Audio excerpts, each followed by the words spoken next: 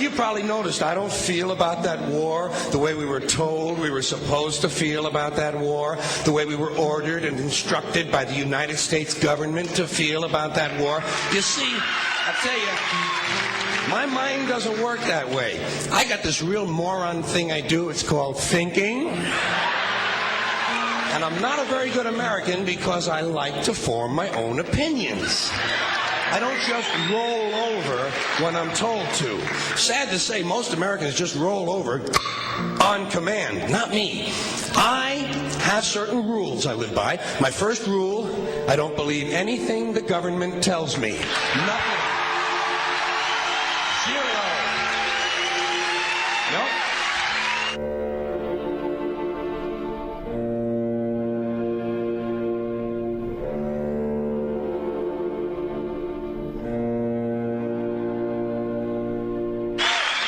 And I don't take very seriously the media or the press in this country, who in the case of the Persian Gulf War were nothing more than unpaid employees of the Department of Defense, and who most of the time function as kind of an unofficial public relations agency for the United States government.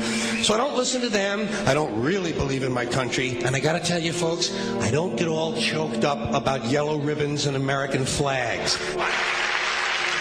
Now, to balance the scale, I'd like to talk about some things that bring us together. Things that point out our similarities instead of our differences. Because that's all you ever hear about in this country is our differences. That's all the media and the politicians are ever talking about, the things that separate us, things that make us different from one another. That's the way the ruling class operates in any society. They try to divide the rest of the people. They keep the lower and the middle classes fighting with each other so that they, the rich, can run off with all the fucking money. Fairly simple thing happens to work. You know, anything different, that's what they're going to talk about. Race, religion, ethnic and national background, jobs, income, education, social status, sexuality, anything you can do, keep us fighting with each other so that they can keep going to the bank. You know how I describe the economic and social classes in this country? The upper class keeps all of the money, pays none of the taxes. The middle class pays all of the taxes, does all of the work.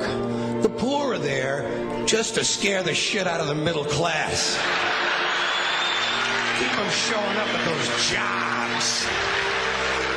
Politicians know that word. They use it on you. Politicians have traditionally hidden behind three things: the flag, the Bible, and children. No child left behind. No child left behind. Oh, really? Well, it wasn't long ago you were talking about giving kids a head start. Head start, left behind. Someone's losing fucking ground here. But there's a reason. There's a reason. There's a reason for this. There's a reason education sucks, and it's the same reason that it will never, ever, ever be fixed. It's never going to get any better. Don't look for it. Be happy with what you got. Because the owners of this country don't want that. I'm talking about the real owners now. The big, the wealthy, the real owners, the big wealthy business interests that control things and make all the important decisions. Forget the politicians. They're irrelevant. The politicians are put there to give you the idea that you have freedom of choice. You don't. You have no choice. You have owners. They own you. They own everything. They own all the important land. They own and control the corporations. They've long since bought and paid for the Senate, the Congress, the state houses, the city halls. They got the judges in their back pockets, and they own all the big media news, all the big media companies. So they control just about all of the news and information you get to hear. They got you by the balls. They spend billions of dollars every year lobbying to get what they want. Well, we know what they want. They want more for themselves and less for everybody else. But I'll tell you what they don't want. They don't want a population of citizens capable of critical thinking. They don't want well-informed, well-educated people capable of critical thinking. They're not interested in that. That doesn't help them.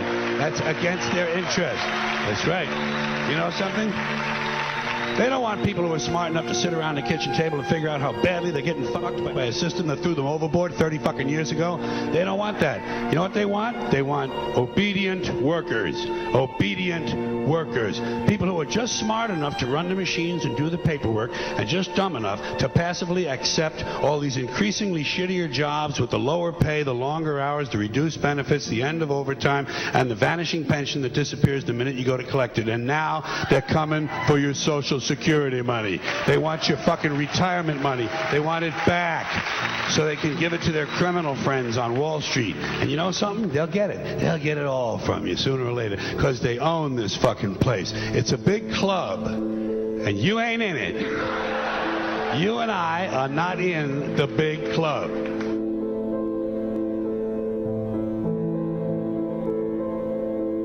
The greatest form of control is where you think you're free when you're being fundamentally manipulated and dictated to. One form of dictatorship is being in a prison cell and you can see the bars and touch them. The other one is sitting in a prison cell but you can't see the bar, you think you're free. What the human race is suffering from is mass hypnosis. We are being hypnotized by people like this. Newsreaders, politicians, teachers, lecturers. We are in a country and in a world that is being run by unbelievably sick people. The chasm between what we're told is going on and what is really going on is absolutely enormous. The greatest hypnotist on planet Earth is a oblong box in the corner of the room. It is constantly telling us what to believe is real. Historically, the control and manipulation of political opinion has been the Freemasons' main weapon in gaining control of countries and states. Once in control of the rulers and politicians of a country, laws and political structures could be changed in accordance with their agenda. However, since restricting the body does not necessarily mean restricting the mind, the Freemason recognizes that their plan for a global government hinges completely on subduing the masses to their agenda, and thus eliminating opposition to their cause. And the greatest threat to their plan, posing more danger than any army or law, is the threat of a free-thinking mind.